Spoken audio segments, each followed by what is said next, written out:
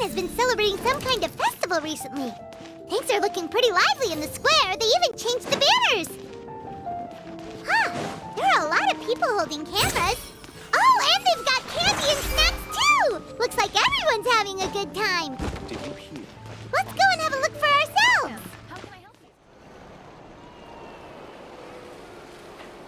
you? Seriously? But, Mr. Morris, I don't understand, sir. How can you only be telling me this now? I'm afraid that there's nothing really I can do. I'm really facing a crisis. My hands are tied. But what about my film? Well, I'm afraid you'll have to come up with something on your own. Take it from me. Sometimes you just have to let things go. Same goes for this film festival.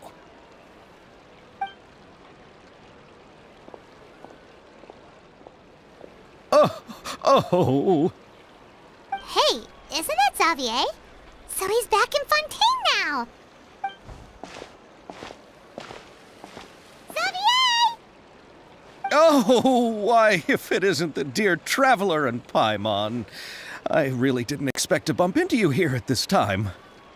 Well, I was doing just fine until I received some terrible news just now. The investor I was working with for my upcoming film has fallen upon some hard times and is no longer able to provide the promised amount of funds. Can't you just find a different investor? Unfortunately, that's not how it works. We had signed an agreement specific to the Fontanalia Film Festival, stipulating that I cannot work with any other investors until the festival is finished. The Fontanalia Film Festival? What's that? Oh, is this your first time participating in Fontaine's Fontanalia Film Festival? Then allow me to fill you in. The Fontanalia Festival was established to commemorate the legendary Loch Knights, who went on a quest to search for the Oceanids and eventually welcomed the Hydro Arconageria. The holiday is deeply connected to the founding of Fontaine, as well as its unique laws and trials. It's one of the most important festivals for this nation. But what's with that weird expression on your face? It's like you're trying really hard to remember something. I was just trying to recall the exact description from the books, in order to avoid any unnecessary arguments over semantics. I usually try to recite things straight from the source. Well, either way, Paimon thinks she gets it now. It's just like the Windbloom Festival in Mondstadt and the Lantern Rite in Lille. Yes, those are festivals of a similar variety. Who doesn't like a good festival? And just like those of other nations, Fontaine will hold a plethora of events around this time each year. To commemorate the Loch Knights, people will imitate them by putting on special costumes, raising golden cups, and going door to door asking for pure water. But a few years ago, Lady Farina started to find the whole idea a little drab, and so decided to change the part about pure water to sweets. That really doesn't surprise Paimon at all. The whole thing seems more akin to a carnival now, and it's quite popular among the kids. Every year you can hear a bunch of them saying, "Trial or treat." Oh, that sounds pretty fun. But how does that connect back to the film festival you mentioned? Yes, it appears I've strayed off topic. I just got too excited after seeing you. Let me get back to the point. The Fontanalia Film Festival is an event proposed by the Fontaine Film Association this year. Now that film technology has matured as a medium, it's the perfect time to introduce more people to the art form. During this time, people may submit films to be evaluated, and the entry with the highest score will be given the Farina Award by the association. The what award? The Farina Award. You know, after the Hydro Archon. They coined it while Lady Farina was still in power, but even though things have changed, no one has made any motion to update the name. Perhaps everyone still thinks of it as a pretty appropriate name. Even though she isn't the Hydro Archon any longer, Lady Farina is still Fontaine's superstar. Anyone with eyes can see the way she shines on the stage. Huh. All right. Guess the name does work pretty well when you you put it that way. Oh, but who would have guessed there'd be an issue with the funding? How will I ever explain this to Miss Chiori? Not to say all the other actors who traveled all the way here from Inazuma. Chiori? Sounds familiar. Where have we heard that name before? Yes, that's her. I asked her to oversee the event's art direction, including the design of the actors' costumes and appearances. Oh, Paimon remembers now! Navia said that her clothes were designed by Chiori, and Kirara's outfit too! How to describe her?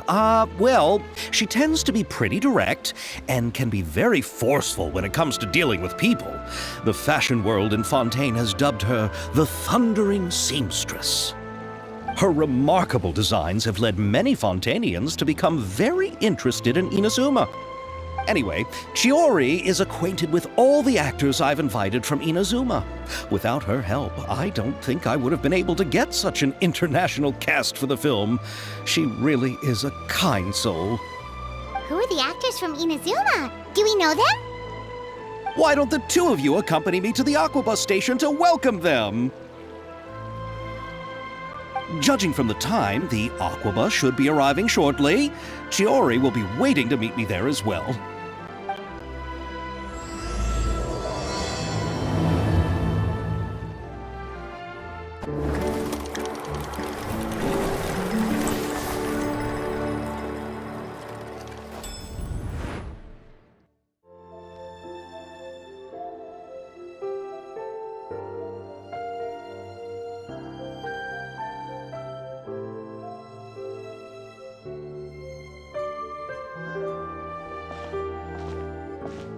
Miss Chiori? Your talk with the investor sure went fast.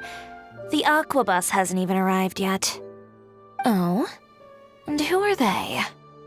Allow me to introduce you. This is the Traveler and Paimon. Pleased to meet you. Likewise! We've heard the owner of Chioriya Boutique is a skilled seamstress, so it's a real pleasure to finally meet you in person. Why, thank you. I strove to create an outfit that matched her high social station as the demoiselle.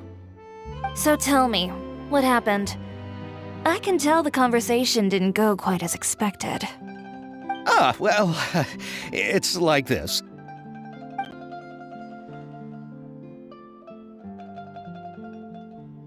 Ugh.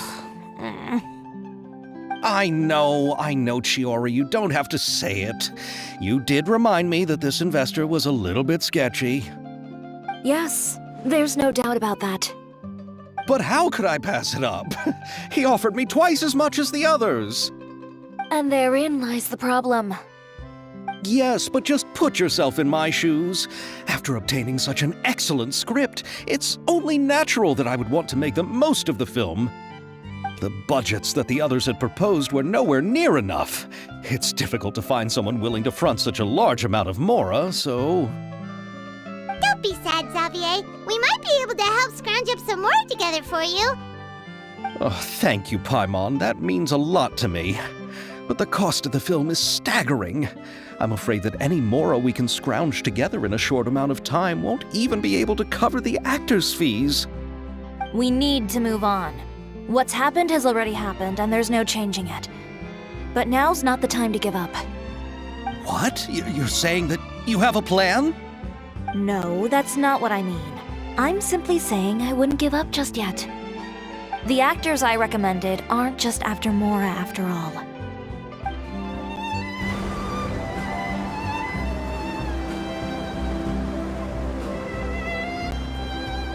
Really? Then where do you live? We Malazines live in Mercy Village. The only way to enter is from underwater. Oh, you must be pretty tired after work every day, right? I mean, you have to swim all that way just to go home. You're so thoughtful. But some Malazines choose to live in the court of Fontaine because it's so much more convenient. This is our stop. Oh, we've arrived. But I haven't even finished chatting with Aval yet. I also enjoyed Aval's introductions to Fontaine along the way. Everything you described was so clear and detailed that we can't help but want to hear more. Thank you so much. I'm usually working here on the Sakura bus, so I hope I'll have the chance to see you again. There are still many more places I'd like to introduce to you.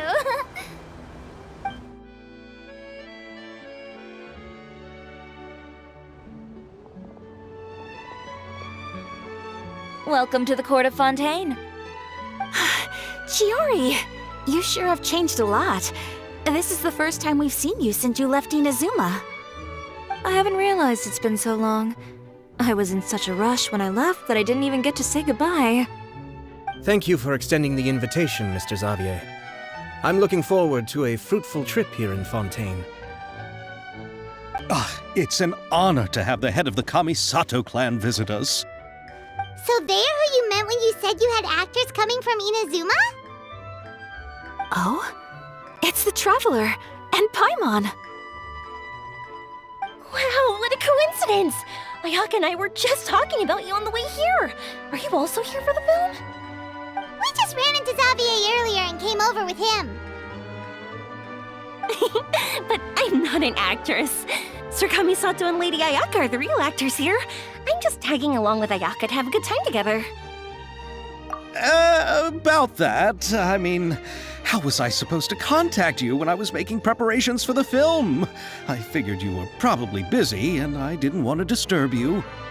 So I could only keep you in the back of my mind while I sought other actors to play the lead roles in the film. I had been thinking about a surprise reunion with you during our trip here, but you still managed to surprise me first. Oh, so you all know each other already! My, what a coincidence! What are the chances everyone could be brought together here like this?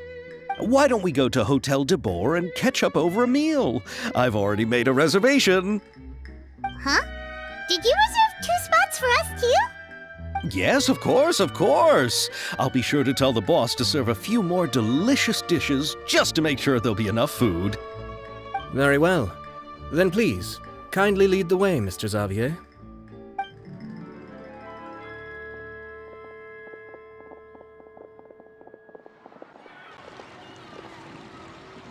Wow, the buildings in Fontaine are so tall. Just look at how big they are. And there's the fountain that Aval mentioned earlier. It really is a magnificent sight. And look at that huge spinning sphere. Where does it get its power? Wait a sec! Could it be one of those clockwork mecha we've heard so much about? So this is what food from Fontaine is like. It sure is different from what we have in Inazuma. How should I describe it? It seems like you have to go through a lot more steps to make them. And the flavor has many layers too. Yes. When I first went to Inazuma, I actually thought the food there tasted a little too bland. It took some time for me to get used to it. Let's get back to the purpose of this trip for a moment, shall we? How have preparations for the film been coming along, Mr. Xavier? Well, I've already assembled most of the film crew, a lighting specialist, a prop manager, and a costume designer. I've also bought the copyrights from the novel's author. Oh, it's called The Two Musketeers, right? I read the script you sent me on the way here. The story is pretty good. Originally, I was planning to start filming as soon as Sir Kamisato and Lady Ayaka arrived in Fontaine, but I'm afraid I've run into a bit of a problem. Oh? What is it? It has to do with the film's investor, Mr. Morris. He suddenly informed me this morning that he's encountered some financial trouble and will be unable to release to me the amount of funding agreed upon. It's said that Fontaine's legal system is well developed. If he has violated the contract, then can't you simply take him to court over the matter? Well, I'm still more concerned about filming. Even if I were to take him to court, I'm afraid it would take months before the case could even be heard. Then, is there a way we could raise funds ourselves to solve the problem? I've considered that option too, but unfortunately, it's difficult to gather such a large amount of mora on such short notice. Besides, we have to consider the film festival's submission deadline.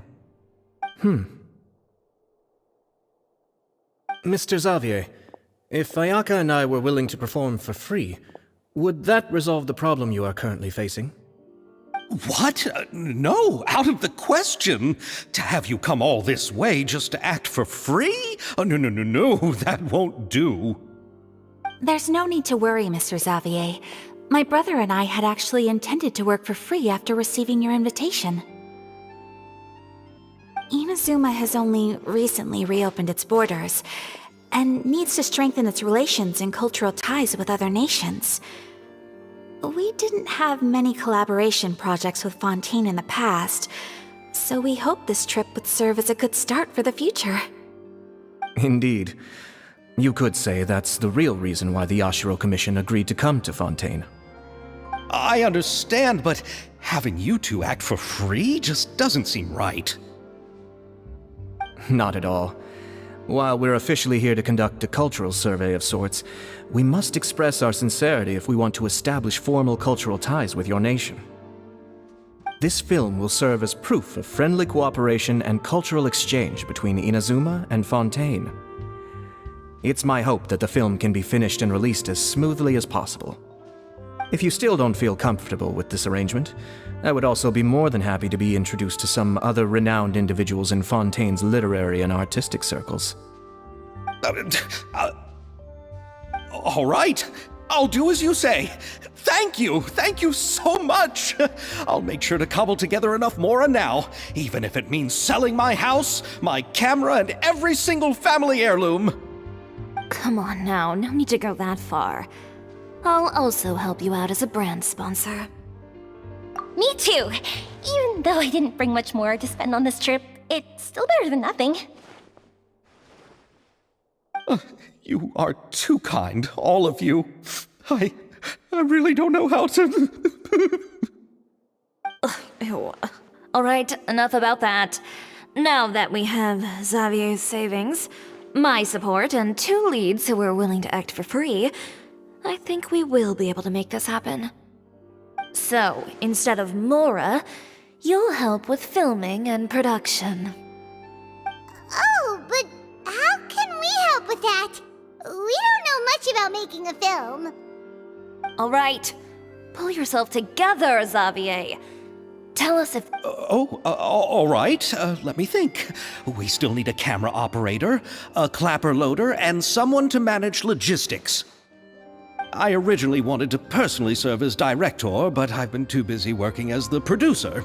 So the positions of director and director's assistant will also need to be filled. Paimon knows what the director and the logistics support person do, but what's a clapper loader?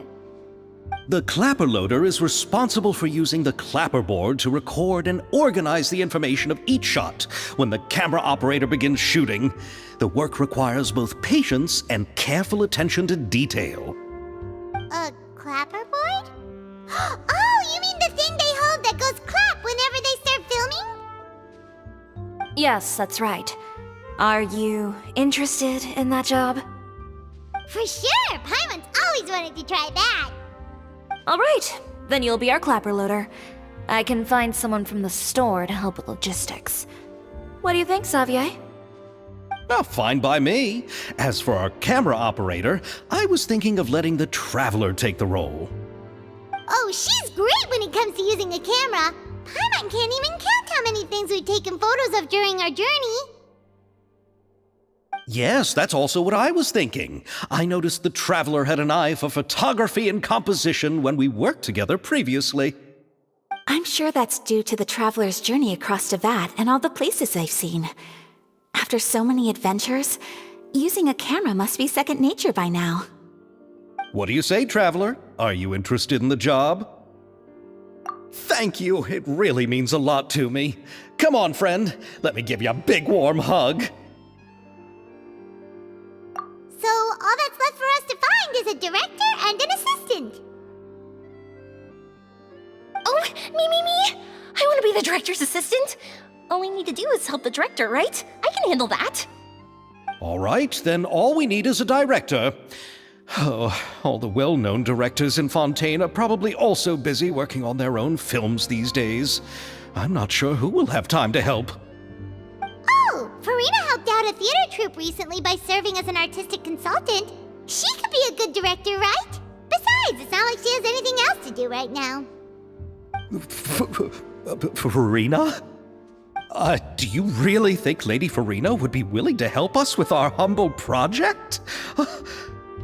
Isn't that the name of Fontaine's Hydro Archon? My brother has already informed me about what happened here in Fontaine. Yep, that's her!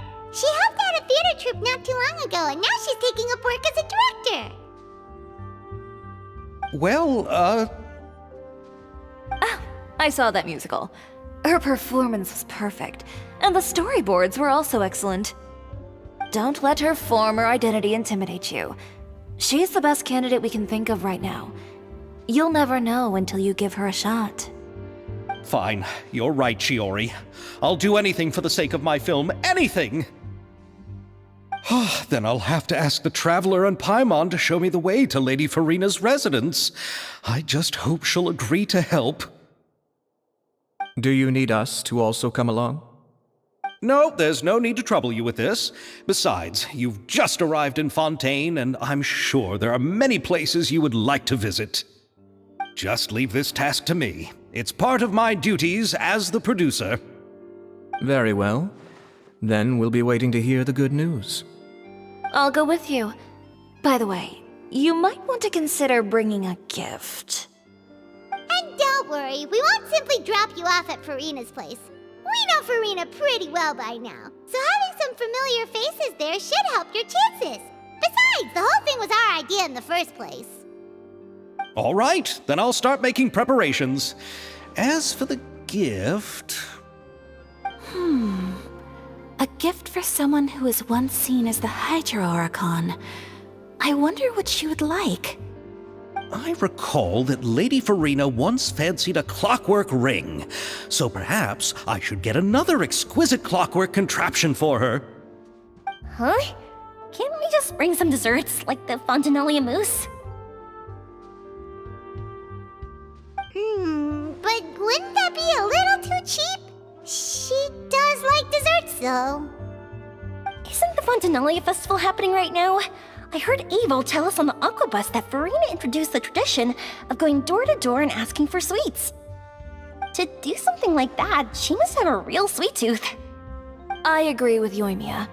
If the gift is too fancy, it might actually make her feel more uncomfortable. Alright then, let's go buy some Fontinalia mousse.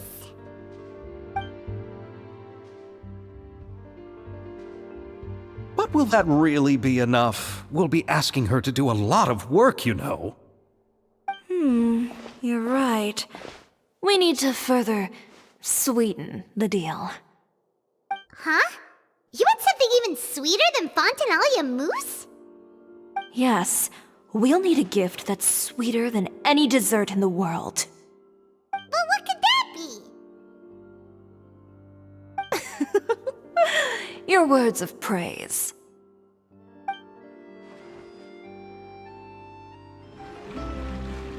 We're here! This is where Farina lives. Okay, I'll go knock on the door.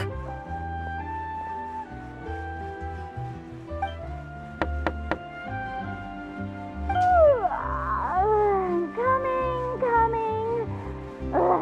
Seriously, who's knocking before afternoon tea?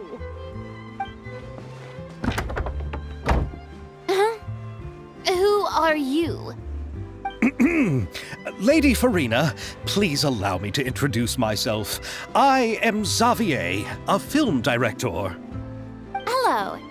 Oh, is that the Traveler and Paimon I see behind you? And who's this? I'm Chiori. Ah, the one from Chioria Boutique. Hello, hello. So, what are you all doing here? Do you need something? Did you just get up, Farina? It's already past noon, you know. Huh? Oh, Paimon means the weather is so nice in the afternoon and the sun is so warm. Just like how you make us feel. Sleeping in late is a really smart idea. No. I was just up late last night reading some novels. What does sleeping in have to do with the weather? This is a small gift we've prepared for you, Lady Farina. We hope you like it. No need to be so formal.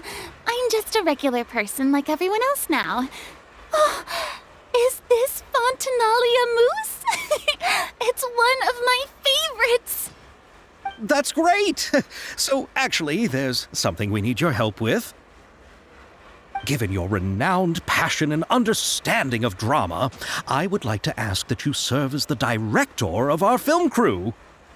Oh, but didn't you just say that you're a director? Yes, but for this particular project, I'm mainly working as a producer. Besides, I'm sure that your understanding of the performing arts far surpasses my own, Lady Farina. Are the Traveler and Paimon also part of the film crew? Yep, we sure are. Paimon's the clapper loader and she's the camera operator. Camera operator? That can be a pretty technical job, and it directly affects the final quality of the film. Are you really up to it? No, I'm not questioning your abilities. It's just that I've never really seen you use a camera before. Maybe you can come up with a test for the Traveler and see for yourself. If she can satisfy you with her camera skills, then you'd have nothing to worry about and can join the team. What do you say? You sure are getting better at rolling with the situation, Paimon. Oh, I do wish to see how skilled the Traveler really is with a camera. All right, how about this? We'll work with what we have. I'll give you some scenarios and see if your work is up to my standards. Very good. It's essential for the camera operator to understand the director's vision. I'll make my decision after seeing your work. Are you ready? I have high standards, you know. Okay, grab the camera and I'll give you a scenario. Oh, it appears that you have more skill than I thought. All the shots had a great composition, and I could really feel a connection to the characters and their lines. Yeah! Does that mean you agree to be our director, Farina? Did you think I would agree just like that? After our performance of The Little Oceanid, I've begun to make a name for myself again, you know. In fact, I've already had several troops approach me for the Fontinalia Film Festival. Unfortunately, the scripts were all pretty boring and didn't pique my interest. If others were to find out I agreed to work with you so easily, then, well... Hey, but didn't we have a deal? What else do we need to do to convince you, Farina? Well, what about the pay? Huh? You know, how much you're willing to pay me to be the director? The pay is also an important factor for me to consider, you know. Well, I can offer you this much? What? That's all? If Nervilat were to hear of this, he could charge you with underpaying your labor. I'm sorry, but our crew is in a tight financial spot at the moment. I see. Well, even though it's highly unlikely now that I'll join your crew, there's still something I'd like to ask. Exactly what film are you planning to make? Oh, our script is an adaptation of The Two Musketeers. Huh? Wait, you mean the suspense thriller novel that was a #1 bestseller? Oh, so Farina's read it too. Of course I read it. I've always had a keen interest in artistic works that strike a chord with the populace. I see. It all makes sense now. You must have used most of the budget to pay for the copyright.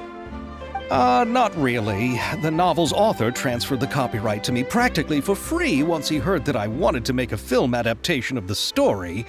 The lack of budget is due to another issue. He probably just wants to get his name out there. So, Mora isn't the most important thing to him right now. It reminds me of a delivery courier who wears one of my designs while traveling all across Teyvat. I didn't charge her much for the outfit either. The exposure she provides for my brand is well worth it. So, are you a big fan of this story, Farina? Well, it's alright. The pacing of the story is good, but the character relationships could use some work. When I was reading it before, I always felt like some things were left on a rather unsatisfactory note. I have high standards, you know.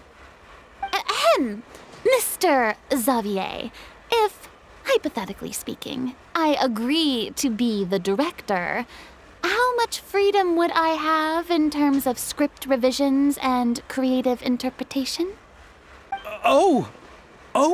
As much freedom as you would need. I wouldn't dare doubt the tastes of Fontaine's greatest star. Good. Then I'm free to alter the script as I see fit. Absolutely, no problem. All right. It seems that your crew really can't go on without my care and direction. So, you agree? Yes, I agree. Although the pay is well below what someone of my caliber deserves, a great script calls for a great director. I mustn't let a perfectly good story be ruined due to lack of funds. If you have fine cheese and bread, you wouldn't just let it sit on the counter and get moldy just because you lack an oven, right? Oh, Hydro Archon above! I'm not dreaming, am I? Somebody pinch me. There's no more Hydro Archon, you know. And it's still a little early to celebrate. There's a lot that goes into shooting a film. Although the trickiest tasks of finalizing the script and casting the actors have already been taken care of, we'll still need to reserve filming locations. Not to say set up lighting and props. And by the way, since we'll be filming The Two Musketeers, we'll need to find an action choreographer. Ideally, a professional who has actual experience with muskets. Yes, I've thought about this as well. I was hoping that you might know someone who could handle the job. Me? If this was before, I could have simply asked Florand. But it's already been some time since I last talked to her. Navia can also use firearms, but unfortunately, her style is quite different from that of the characters in the story. Could we ask the Special Security and Surveillance Patrol? Oh, you mean the Special Patrol's Musketeers? Yes, that's right. They work with muskets every day. I can't think of anyone more qualified than them. They would be under Nervilette's jurisdiction. Unfortunately, I don't have any connection with them at all. So, in the end, we still have to start by talking to Nervilette. No need to go to all that trouble. I know their Captain Chevres. Oh, you do? Wait, Chiori, how do you know the captain of the Special Patrol's Musketeers? No particular reason. Running a business means dealing with some trouble from time to time, and she's helped me out on a few occasions. In return, I've helped her handle a few situations in which the Special Patrol couldn't get involved directly. So, we've gotten to know each other over time. So you're saying there's been times when the Special Patrol needed a fashion designer to handle a situation? Your work is becoming more and more mysterious. It'd be best to keep it that way. Anyway, enough about that. What do you all think about asking the captain to be our musket action choreographer? She sounds professional enough. She is a captain, after all. I have no objections. But I imagine the Special Security and Surveillance Patrol must be busy with their duties. Do you think she'd really have time to help with shooting a film? And then there's the issue of pay. Well, it just so happens that she's also not the kind of person that's just after Mora. As for whether she has time, I'll have to go and ask her first. Then I'll leave that to you. Macaroni's on sale today, so I've got to go. You can just tell me how things went when we discuss tomorrow's plan later. No problem. Having Farina join feels like a big boost to our team. Of course. Just wait until the day of our premiere. You'll witness the true power of my name in these lands. You'll be so glad I agreed to help. I can guarantee that even the standing tickets will be sold out. I'll be sure to ask some people I know to see if they'd be willing to act as extras. Seems like you're finally getting more comfortable with your own reputation now. I didn't ask for the Clapper Loader's commentary, Paimon. Then let's get going. I happen to know where Chevreuse is today. By the way, I'm curious. If my pay is so low, then what about our 2 lead actors? Didn't they travel here all the way from Inazuma? Actually, they told us that they see the trip as part of a cultural exchange, so they didn't ask for any pay. What? So is every person in Tevat who doesn't want money gathered here to shoot this film? Don't tell me Chiori isn't being paid either. I already knew Xavier from before, and he's also agreed to give my brand some good exposure. It seems the gods have really smiled upon you, Xavier. And that certainly doesn't include me, mind you.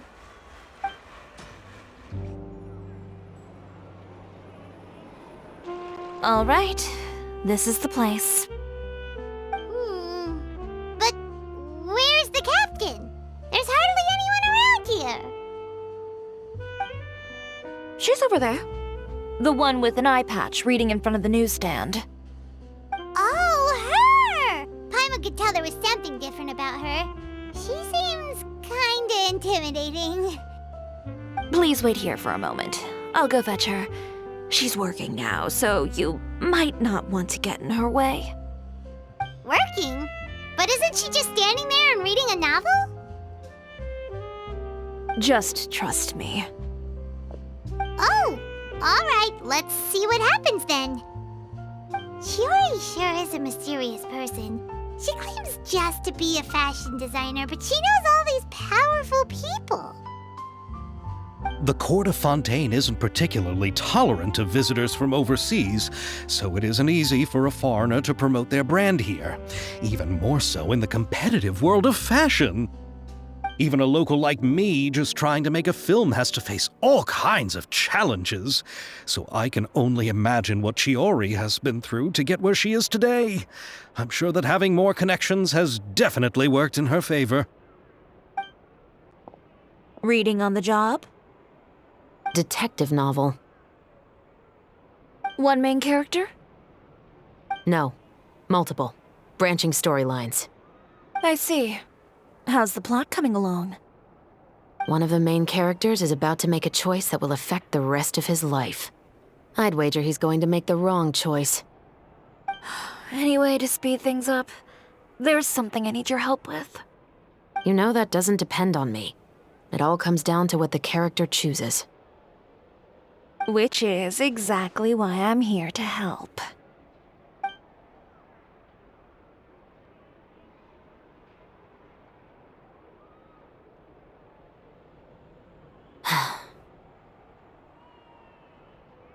All right. It appears he made the wrong choice in the end. Halt! Huh? What's going on? Hand over whatever you're holding. Oh, it's just a book. I didn't buy anything else. Then I'm sure you wouldn't mind letting me have a look. Excuse me, officer. I don't mind you standing around here, not purchasing anything, but I'd prefer if you didn't disturb my customers. It's bad for business, you know. Don't give me that act. You won't be able to get off so easily either. I am Chevreuse, captain of Fontaine's Special Security and Surveillance Patrol. I will say this one last time. Hand over whatever you're holding at once. And before you do anything unwise, let me remind you that I'll have you on the ground before you can even think about making a run for it. All right. I'll give it to you. But please let me say something first. If there's any contraband in that book, then the shopkeeper here is the one who slipped it in. I don't have anything to do with this! Why, you trying to leave me on the hook, huh? You were the one who said you wanted it. Save it for the interrogation room. Take them away, Letelier.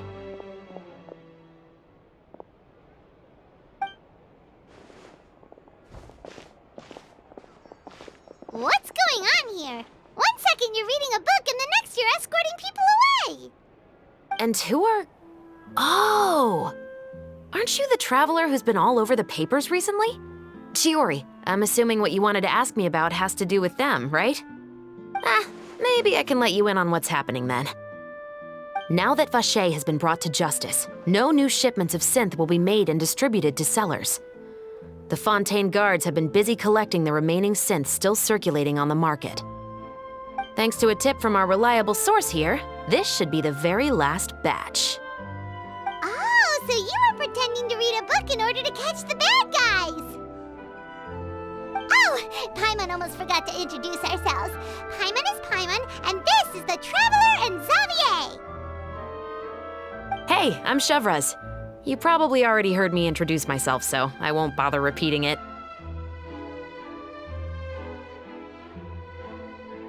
Yeah, why didn't you make a move as soon as you had the chance? Were you worried that my intel wasn't accurate?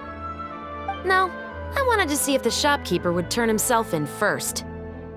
All he had to do was come up to me and say that he didn't know where the synth had come from. If he did that, then I wouldn't have had to press charges on him.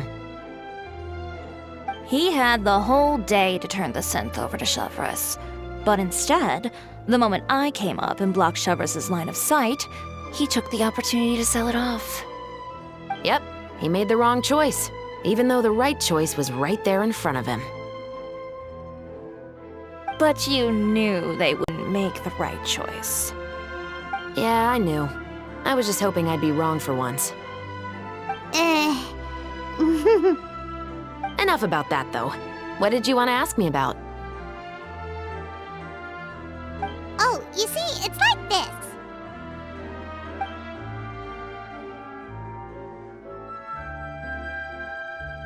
The Two Musketeers. You certainly have a good eye for a story. So what do you need me to do? Just be the action choreographer for the actors?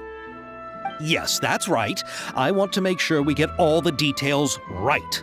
I want the actor's posture and understanding of firearms to be as realistic as possible. However, I'm afraid this work will require a bit of your time, since you'll have to be present whenever we're filming. Also, as for the pay... No need to say any more. I'll join. Huh? Just like that? Really? You're willing to help us with our humble film project? Sure, it's no big deal. As I said, we've wrapped up our investigation here, so I don't have any other tasks on my plate for the moment. Besides, I personally really like this novel. I even have the collector's edition at home. Stories where justice prevails over evil never get old for me. Then we've got a deal? Yes, I'll see you on set tomorrow. Oh my! I can hardly believe it! I should tell Lady Farina immediately. Oh, and I must tell the prop manager and lighting technician to get everything ready. We start filming tomorrow! Calm down, Xavier. The film is going to take more than just a day to finish. Still, I should also head back now and start preparing the actors' costumes and makeup. Alright, guess that's it for today then. Traveler, Paimon, please stay for a moment. I have something to tell you. Then I'll take Xavier back.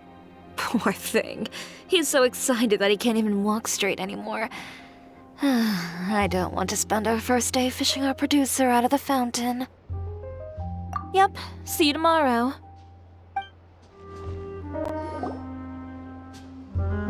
So what did you want to tell us, Chevraz? Have you read The Two Musketeers? The story is about a pair of children born into the household of a baron and their struggle to survive together and take revenge for their mother. They were raised at the baron's estate, where their mother worked as a maid. The two were illegitimate children that the Baron had with the maid, so they were never treated well by anyone.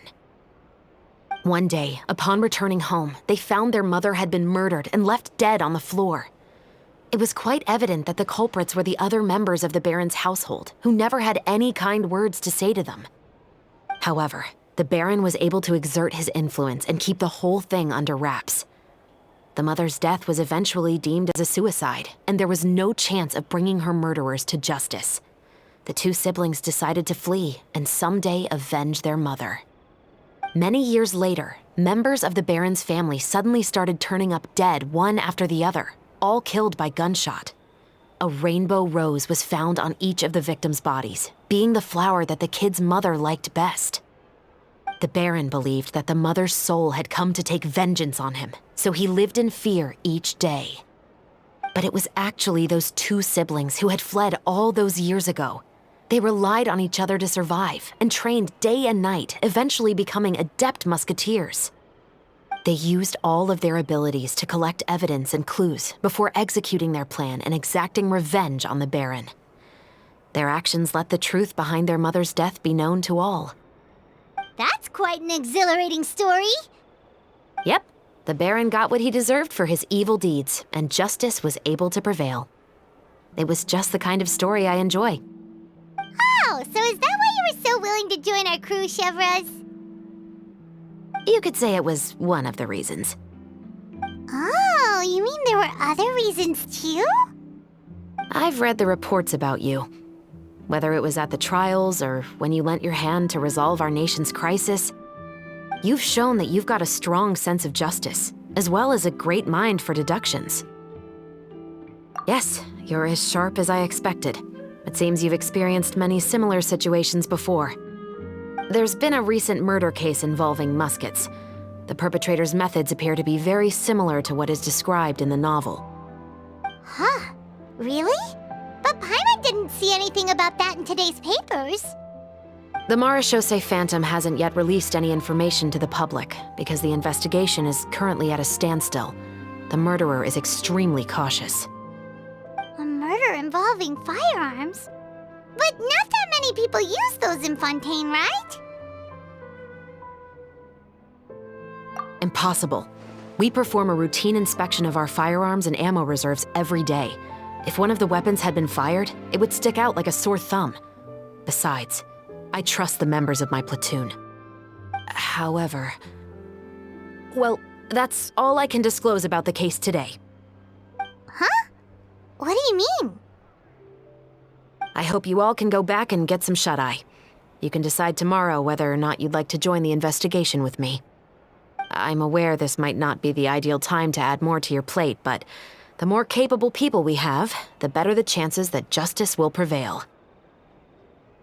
Carrying out investigations isn't actually supposed to be our responsibility. Our job is to apprehend the perpetrators. Finding them is really up to the Marechaussee Phantom. You could say I'm taking part in the investigation out of personal interest. I don't want people to see muskets in a negative way, and also, I'm concerned about the similarity between the crimes and the story. You mean they might be connected somehow? I suspect so. Just to make myself clear, this is not an order, nor is it a deal of any kind. It's a request, nothing more. If you two have any interest in the case after we finish filming tomorrow and are willing to assist me, then I would be most grateful. What do you think, Traveler? Yeah, you're right. Paimon's getting a little tired, too. We've really been hustling all day. You'd better head back and get some rest. It's good to keep a calm mind, especially when you're about to make an important decision. Otherwise, when the moment comes, you might end up like that shopkeeper and not even realize that the right choice is right there in front of you.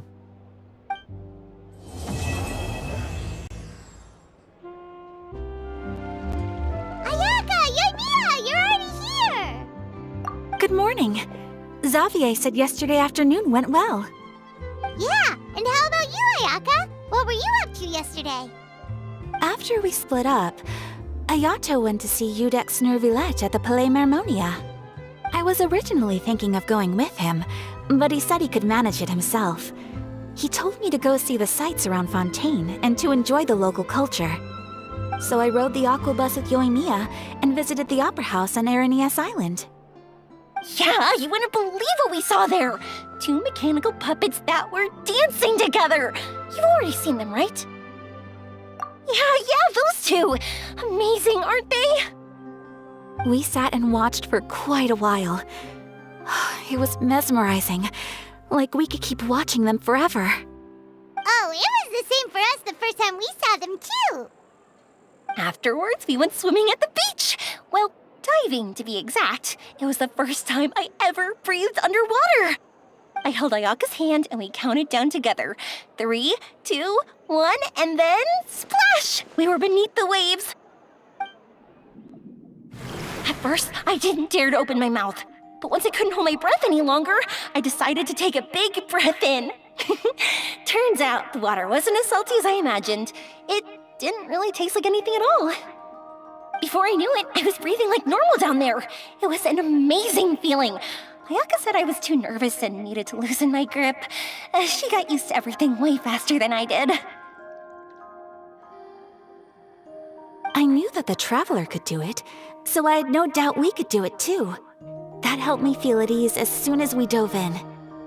The underwater world in Fontaine truly is beautiful. I love seeing the romaritime flowers blossoming underwater, like little candles lighting up the streets at night. Yeah, and there were so many creatures that we've never seen in Inazuma. Like those fish that shimmer like a sword blade. Whoosh! Oh, and those big fish that call when they see people. Ooh. Oh, you mean hunter's rays and blubber beasts. I just love the name Blubber Beast. Just wait till Pops and the others hear about this. They probably won't believe a word I say. Yoimiya was down there for quite a while. It was dark before we finally rode the aqua bus back to the city. I figured she'd want to sleep in today. Yeah, even I was worried that I wouldn't be able to get up. I still felt like I was drifting in the waves when I went to sleep last night. But as soon as I woke up today, I remembered that we'd all be shooting a film together, and I was ready to go. Speaking of the film, where's everybody else? My brother and Xavier were speaking to the restaurant owner about using the place as a filming location.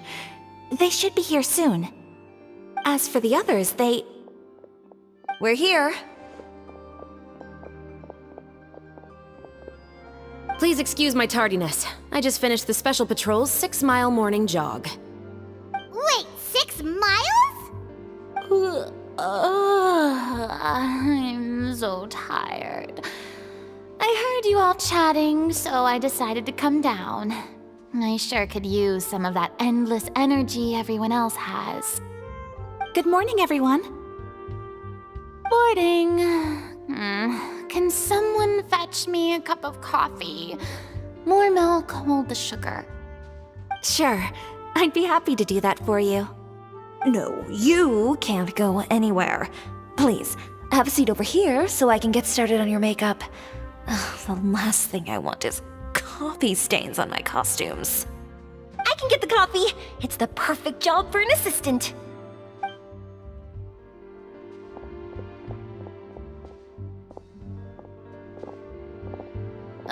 So much energy. Seriously, what's her secret? Oh, Yoimiya's always like that. But you sure look exhausted, Farina. It's because you're not used to waking up so early, huh? Of course not. I spent the whole night reading the novel from cover to cover, marking sections that either need to be omitted or adapted. Wow, Paimon didn't expect you to be so thorough. Well, I was the biggest star in all of Fontaine after all. It takes more than just a pretty face to earn a reputation like that. I know how to get serious when the situation calls for it. I went all out when I was acting as an Archon, so why wouldn't I do the same for my own life? Here's your coffee, Director Farina.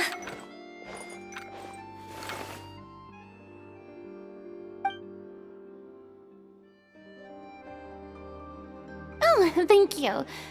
The sound of being called director And the aroma of coffee feels almost as refreshing as hearing the birds chirping in the morning. Ah, it seems everyone has managed to arrive on time. We've reached an agreement with the restaurant owner. We are free to use the second floor to shoot our film. Really? That's great! He is really looking forward to our film and hopes that providing his restaurant as a filming location will attract more customers. Well then, Mr. Xavier, I'll leave the rest to you. Okay, thanks. First, I'd like to introduce our new members. This is our prop manager, Veronique. She'll be in charge of all the film's props and items. And this is Bonneau, our lighting technician. He'll be in charge of lighting and illumination to set up each scene's atmosphere. Wow. Sure feels like we have some real professionals joining the crew now. First of all, please allow me to first express my sincerest gratitude to everyone in the crew. When my investor informed me yesterday that he wouldn't be able to provide the funds, I really thought that this was the nail in the coffin for this film. I had no idea that I'd find so many people willing to help me on such short notice. Thank you. Thank you all from the bottom of my heart. No need to be so cordial, Mr. Xavier. We're all honored to be a part of this. Your works made a profound impression on me when I saw them back in Inazuma. I am sure that someday, this film will be remembered as a prime example of cultural exchange between Fontaine and Inazuma. Yes, the story is the reason I agreed to join. I can't bear to even imagine what this film would look like without the very best director. Anyway, I would like to make a promise to everyone that as the producer of this film, I'll do whatever I can to ensure that everything goes as smoothly as possible.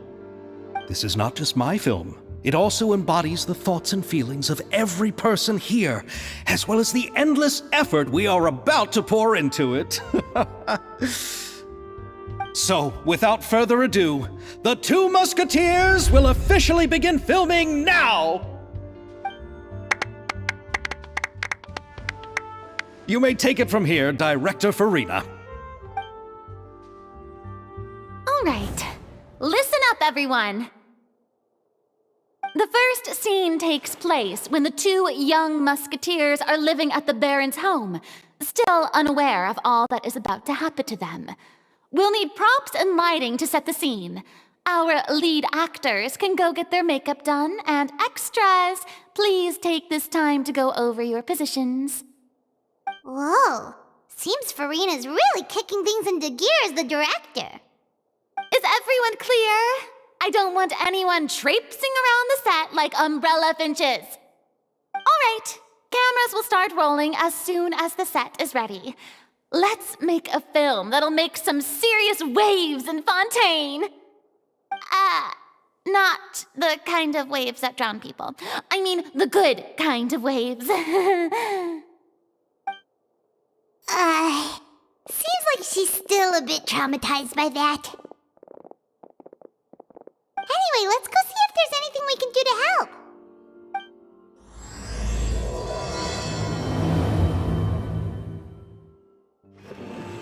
How about here?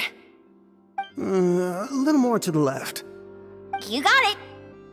Hey, Yoimiya, do you need a hand? No, I'm fine. You know, doing the lighting is kind of like designing a fireworks show. It's interesting to imagine what kind of atmosphere the lights will create. I heard that the Traveler will be operating the camera and Paimon will be the clapper loader, right? Those roles are just perfect for the two of you. Really? Is that because it'll be easy for Paimon to hold the clapperboard while flying? Well, sure, there's that, but that's not exactly what I meant. I just think that after all your journeys together, you two must have developed a super close bond and just naturally know how to work with each other. If I'm not mistaken, the director will want the cameras rolling as soon as the clapperboard goes clack. Oh, I see. It's amazing to see the magic behind filmmaking. Yoimiya, we need lights over there too. Oh, on it! I've got to get back to work. Chat with you later. Oh, it's exciting to see so many people working together to bring the film to life. Seems like Yamiya's really getting into it. But she was right. We do have a super close bond, don't we? Paimon's really happy to hear that.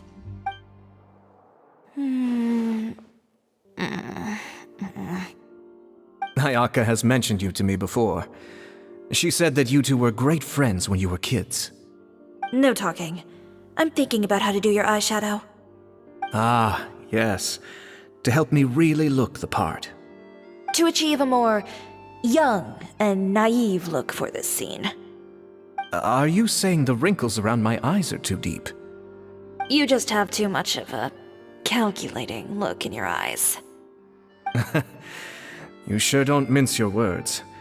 It seems you really haven't changed much. Quiet. So, this is a real musket? No, it's just a prop weapon. Not bad. Have you seen a real musket before? Only in books and newspapers. I made this one based on the relative shape and proportions I saw in reference images. When we're filming, some special gunpowder will be applied around the muzzle, which will help create the flash and smoke effects of a real gun being fired. Which means it'll be up to the actors to portray the recoil. That's right. The sound effects for gunshots will also be added in post-production. Thank you, Veronique. I think I know where to start now. However, the musket's gears and firing pin could still use some work. Adding some wear on the metallic components will make them appear more realistic. Also, be sure to rub the muskets with some oil each time before we start shooting. That'll give the impression that the firearms have been well maintained. Good point. You seem to know a lot, Miss Chevres. I assume you use these types of firearms on a regular basis? Yes, I perform routine maintenance on my weapons every day. Just like we as people need to eat and sleep, muskets need to be cleaned and maintained. I also perform similar care for my sword every day, and familiarize myself with its shape and weight, to the point where it feels like a natural extension of my body. Yes, this way, our weapons will never betray us in the heat of battle. Yes, well said. It seems we have the same philosophy on this topic. Oh, sounds like they found a common interest to talk about. Though these props differ from the muskets I use, I can still give you some pointers. Good. I look forward to your instruction. First and foremost, never point the weapon at anyone, regardless of whether it's a real or prop weapon or whether you're holding it or it's on the table. This holds for any time when you're not actively engaging an enemy. Okay, understood. When aiming the musket, extend your arm so that it's level with your shoulder, and use your eye to look down the weapon's sights. Like this? Not bad. Now, try saying your lines. This is the end of the road for you.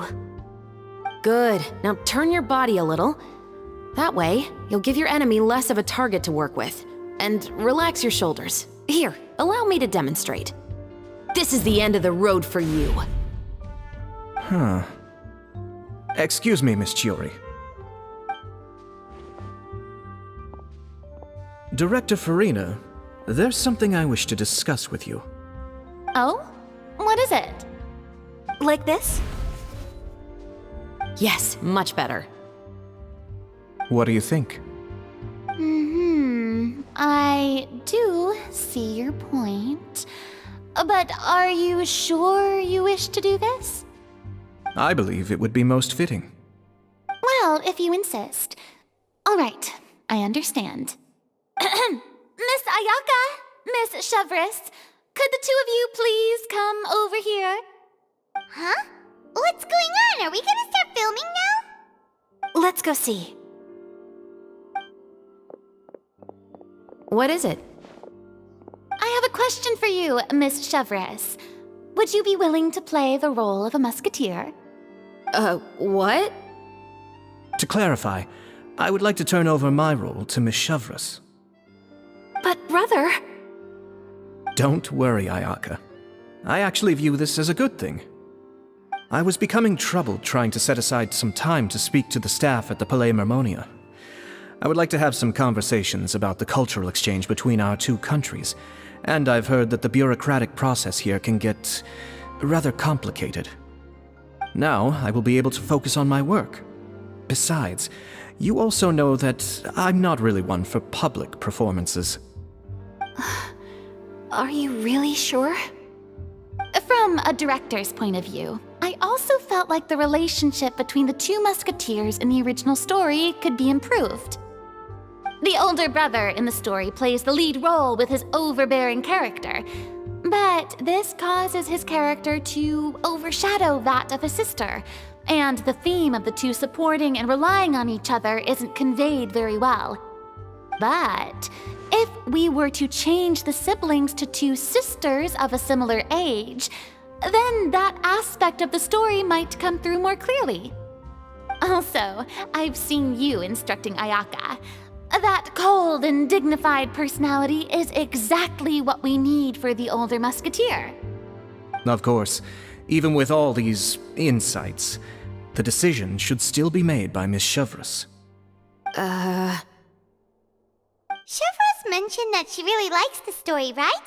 Paimon bets that she'll take the role. All right, I'll take the role. Good. It's decided then. I'll get started on making edits to the script. We'll also need to make some immediate adjustments to the lighting, props, and costumes. I have a feeling that our adaptation will be even better than the original story. You're doing a great favor for me, Miss Chevreuse. You have my gratitude. Don't mention it. I like this character, so if anything, I should be the one thanking you. Well, since my brother is the one who brought up the idea, I suppose there's no need to worry. Let's go, Miss Chevreuse. I look forward to working with you. Please, just call me Chevreuse.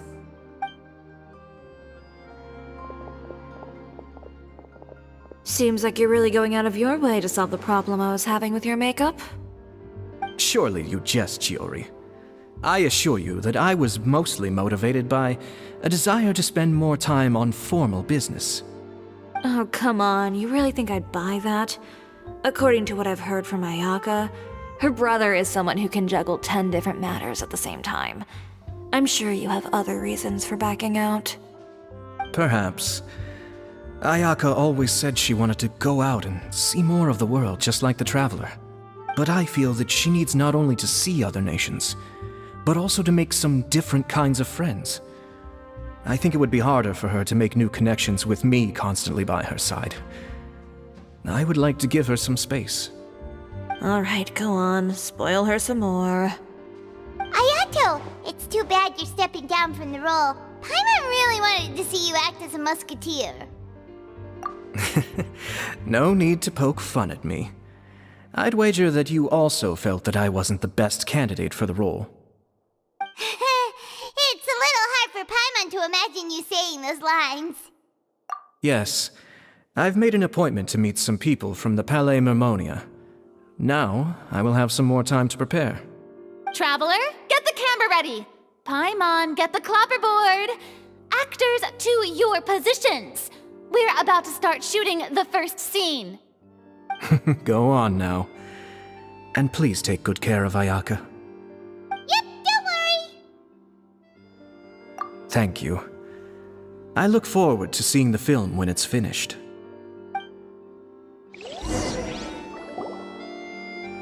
All right, now that we're all here, let me help set the scene for everyone. The first scene takes place when our two main characters are still living at the Baron's estate. They've been ostracized and verbally abused by others in the household, but they still have no idea why. We want to capture how naive and innocent they are despite their pain. Chevreuse will be playing the role of the older sister, Tulip, and Ayaka will be the younger sister, Iris. Be sure to get close-ups of the main characters at the right moment. Silence on the set! Lights, camera, action! Let's go! Tulip, Mother's been out for quite a while now. Perhaps she went to pick some flowers on the way home. You know how she loves flowers. Iris, Tulip! I'm home! Mother!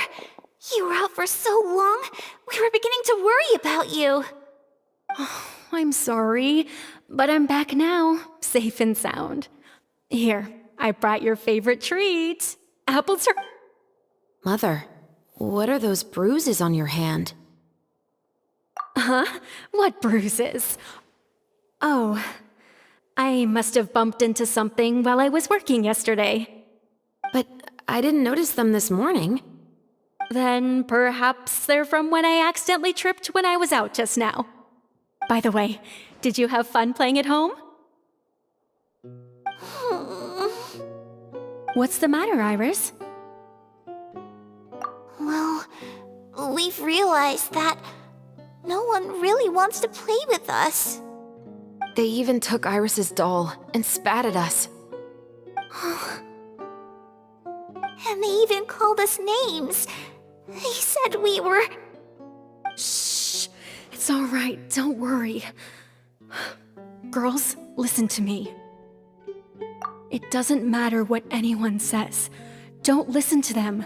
No one can define you with such words. You both have wonderful lives ahead of you. Just like your names. You will both blossom like beautiful flowers. Maybe your time to blossom hasn't quite come yet, but one day, you two will bloom more beautifully than anything else. Don't let the soil you're in now ruin your future beauty. Understand? My dear daughters. And cut! Not bad. The actor's emotions were all on point. Let's keep that take. Also, if our clapper loader could avoid shouting at the start of the scene next time. Oh, got it. Great. I was a little worried that my nerves would get the better of me. What about you, Chevros? I felt fine. The lines weren't too difficult at all. Seems like Farina must have adapted the role nicely. You two were great. I couldn't tell it was your first time acting in a film. You should have more confidence. Thank you for your encouragement. Positions, everyone! We'll move on to the next scene after we try a few more camera angles.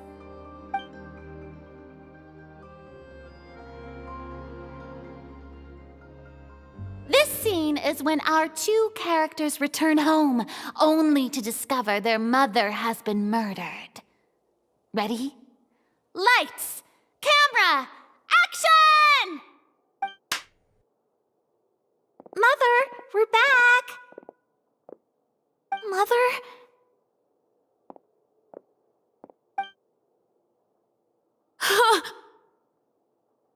What's wrong, Tulip? Iris, stay away! Huh? Why? What's... Mother! Mother... She's...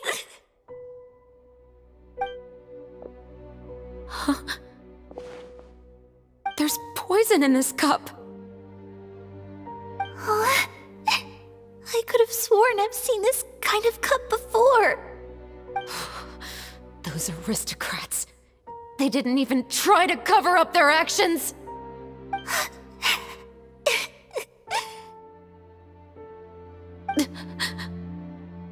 Iris, we need to leave this place.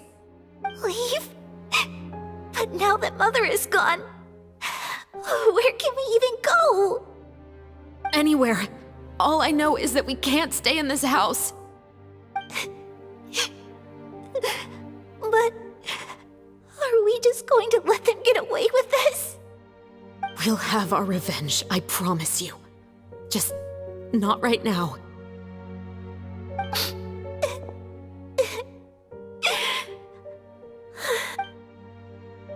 Come on, let's go. No, wait. We can't just leave Mother here like this. At least let me leave this rose with her. That's why we went out in the first place. To buy her this flower. All right. Goodbye, Mother. We'll avenge you. Someday. And cut! Beautiful! Great performance! Oh my, you're so amazing, Ayaka! And were those real tears I saw? How did you do it? I was surprised too. Thank you for the kind compliments. Actually, as soon as Director Farina said action, I told myself not to think about anything. I just felt the weight of the moment and became the character. It's quite similar to practicing the art of the sword. You clear your mind and focus only on what's happening in front of you. Ayaka's performance was amazing. Have I discovered an acting prodigy? Pipe down, everyone! We need to move on to the next scene!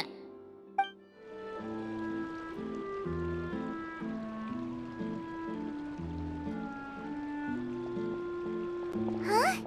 Are we done already? But Paimon wants to keep playing with the clapperboard.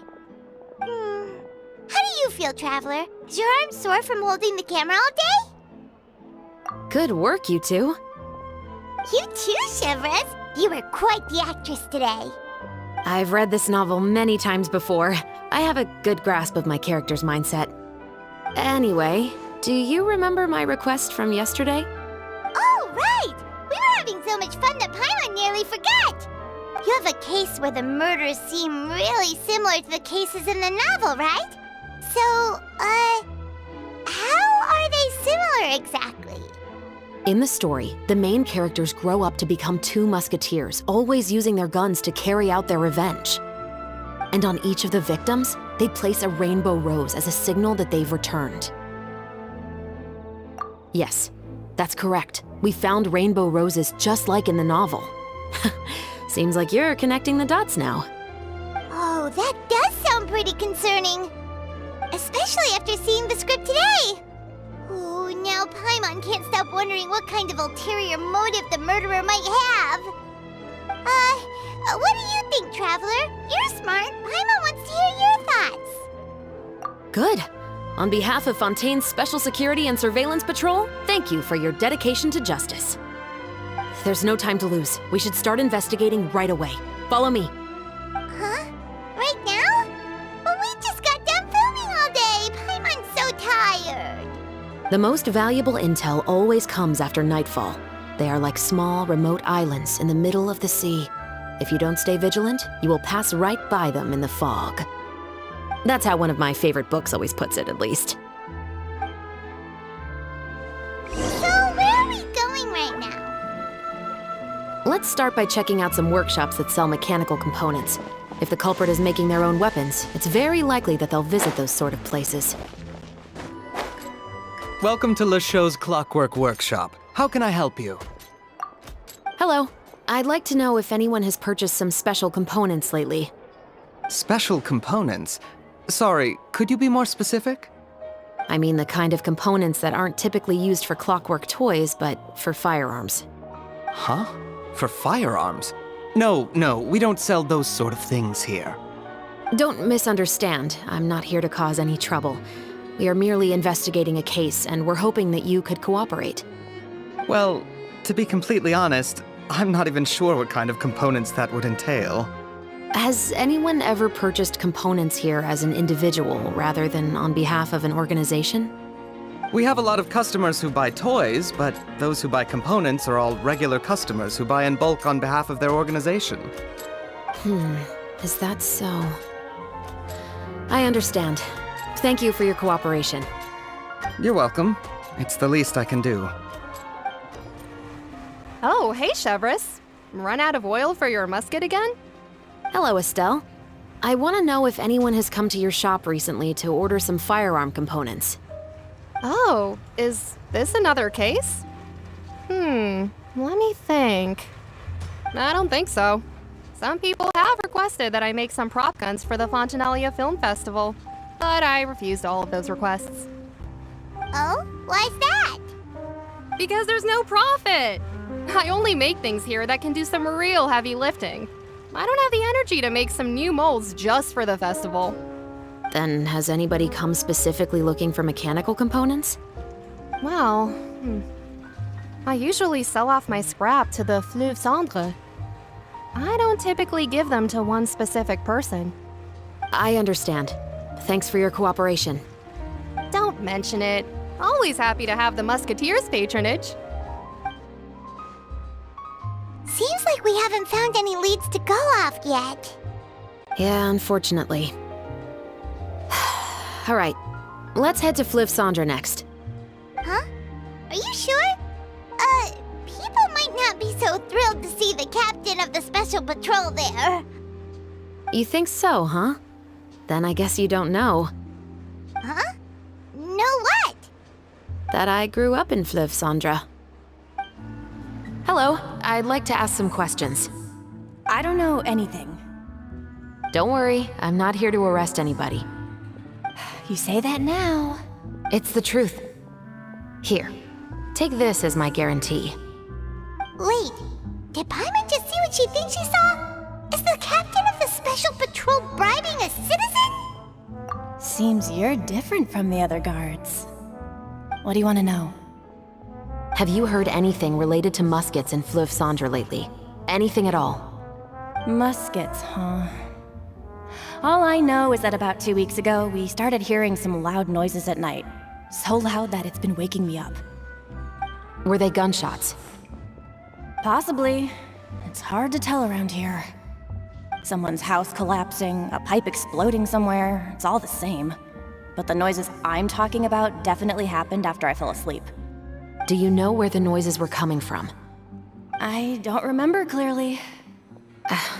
Is it that you don't remember, or that you need to think about it some more? You tell me. Then please, think about it some more. She's giving her even more Mora! The noises came from the end of the Southern Waterway.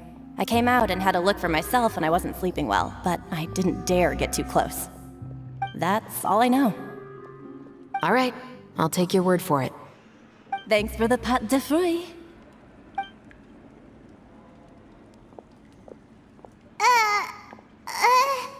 No need to be surprised.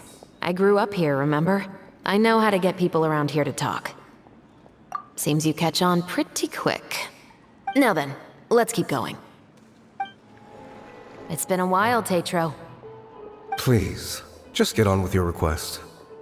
I want to know if you've heard anybody talking about muskets lately.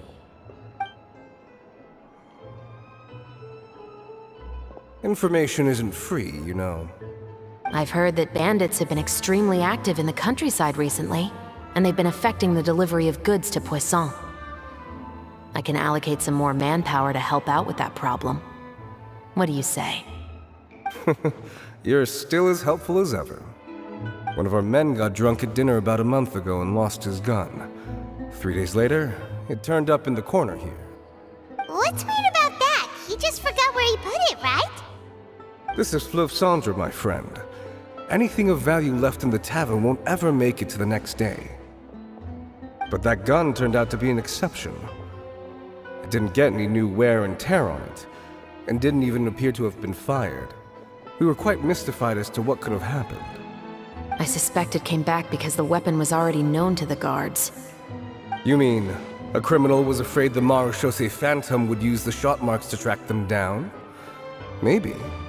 But if that's the case, the culprit really took great care to avoid getting caught. I didn't say anything about a criminal. In Fleuve Cendre, knowing who was killed is as easy as knowing what clothes you're wearing today. It's the guy living in the east side, isn't it? I've never liked him. Every time he's here, he just orders a drink and sits there with a nasty look in his eyes. So, who was the one who lost the gun in the first place? Don't bother. Even if you ask, he wouldn't admit to owning a gun to some strangers. Not to mention the captain of the Special Security and Surveillance Patrol. He's right. I know you grew up here, Shavras. Even though you're on good terms with the Spina, you've still been gone too long. Not many people know you here now, and a lot of people don't like the Special Patrol. I know. So take my advice and don't show your face too much around here. It's for your own safety. I'll come and go as I please. and I'm afraid I'll be appearing more often due to my work. All right. Don't say I didn't warn you. What's all this? Some broken planks and barrels, as well as some liquor bottles? Yes, but have a closer look, Paimon. Hmm? Even though somebody has purposefully tried to clean them up, these are obviously marks from musket bullets. In other words, someone was here trying to improve their shot. They were using the barrels and bottles for target practice. Could it have been the killer? Your guess is as good as mine. Although many people at Fleuve Cendres own guns, few hide the fact from others. And even fewer would go to such lengths to hide markings from practice shots. Anyway, let's go. There might be more to this. Seems like that's all we'll be able to uncover for today. Paimon feels like we managed to learn a lot more here than up on the surface. Yes. Assuming that everything we found is indeed connected to our suspect, then their timeline was probably something like this. A month ago, our suspect found a gun and took it home to disassemble it.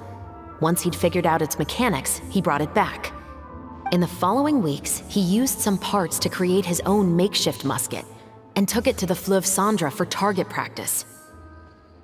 Then, a few days ago, he found his target and carried out the murder. Once the deed was done, he left a rainbow rose on the body, just like the scene in the novel. That all makes sense to Paimon, but we're still no closer to figuring out the killer's identity. The deceased was a resident of Fleuve Cendres. It's said that he was a poor, solitary man. Yeah, that's also something I'm trying to figure out. If we are indeed following the novel, and there's a story behind the murder, then this murder should be an act of vengeance. But according to our investigation, the deceased didn't have any enemies. He was no saint, but no one's heard of a rival who hated him enough to shoot him dead, much less care to leave a rose on his body. What message is the killer trying to convey, and to whom exactly? We've thoroughly investigated that possibility. He claims to have spent the whole day at the Opera House on the day of the murder, and the staff there have confirmed his account. Okay, so he has an alibi. Not only that, he lacks a credible motive as well. He has a family of his own, and both of his parents are still alive. I've looked into his records. He was adopted at the age of 6, and all the proper procedures were followed. There are also records of him at an orphanage before then. In the story, the mother of the 2 musketeers was murdered after the children turned 10. Of course, he could have changed the children's ages, but I don't want to assume anything without evidence. More importantly, I've also had a chat with him in person. He didn't seem like the kind of person who would pull the trigger to kill a man. Then, what should we do now? We have all this new information, but it doesn't help us move forward. Investigations take time. I didn't expect us to catch the culprit in just a single day. How about this? Let's spend the next few days filming with the crew. We can continue the investigation once we're done with the film. I'm sure that given time, new leads will present themselves. Wait, but weren't you saying Intel is like small, remote islands in the middle of the sea just a moment ago? What are you— Ah, but the book had more than one reference to the islands, Paimon. Oh? What else did it say then? As long as you spend enough time sailing through the fog, you'll eventually come across an island.